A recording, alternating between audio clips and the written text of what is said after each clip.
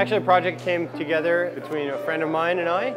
He started putting together these ideas that we talk about, and I wanted to try to create some sort of platform so people could see his work. And got together with Tenore, started talking about it, brought in Glaser and Kevin Ancell, and then we ended up with this. The name, from my point of view, Apolitical Process, is like the more I hear about this, the less I want to be involved in politics or even know about them. But I find it's almost like a car crash or a train wreck. You got to watch it.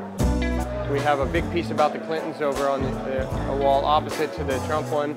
Those are obviously sort of two big pieces that are kind of battling this evening, if you will.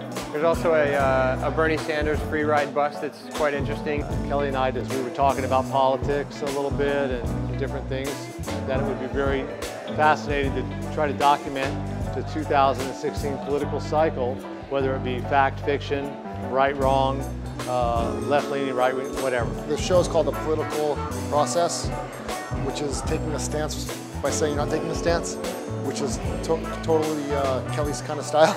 I think you'll find when I talk about it, I don't make much of a stance necessarily one way or the other.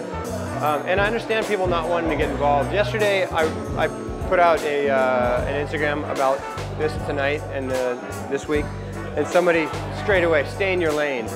And I was like, I'm a citizen as much as you are. In fact, I'm probably more exposed to political things around the world than most any person that you know, because I travel so much. So, I should have as much a voice as anyone, not more or less, just equal. What really drew me to this show is we were able to show images that some that maybe haven't been seen in the surf magazine, or taken out of their surf industry context and put it into the context of this, gives it a whole different feeling and different emotion. Something like this was really Kelly's vision, and I just was more of a tool to help him realize it, which brought me immense joy. We're fucking the world up. I mean, it's out of control, and something bad is going to happen, and that's the only way it's going to stop. And how bad it is, that's the scary thing. The main goal behind this was to increase the dialogue and get people talking about things they're hearing about the political process, and judge for yourself whether it's a truism or an absurd idea or something that you can follow.